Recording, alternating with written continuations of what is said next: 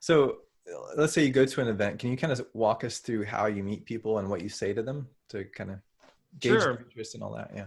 Yeah. So my thing is kind of twofold, right? I am a full-time passive investor myself, investing in private placements and syndications primarily. And then there's Ashcroft Capital, right? And explaining kind of their model.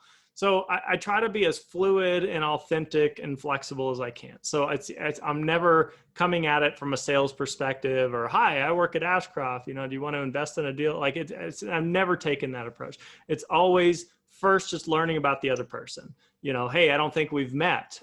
What's your story? What do you do?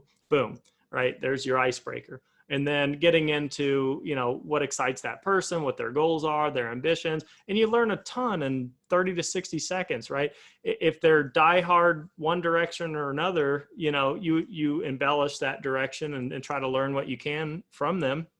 And if they say something like, I've been trying to get into multifamily investing, trying to learn it. I don't know any groups to invest with. I've never looked at deals. Then I can be a resource for those types of people. And anyone else is just great to meet you. And, let me know if I can help you in any way and moving on. So this happens before a conference, during the lunch breaks, the networking breaks, after the conference. But that's the most fulfilling part. The education, once you have it, you have it. Yeah. So I'm not so much there anymore for the education of a conference. I'm there for the networking. And again, just to reiterate, not to be a salesperson, not to try to, I'm going to grab some investors here. That's never my intent. I just love meeting people and sharing and just trying to really, I just give my time back to others, what I've learned and experienced. And I try to learn equally from others, kind of what they're doing. Maybe there's something I should be doing that I'm not, so I always pick up 3 or 4 things that way too. Nice. Okay.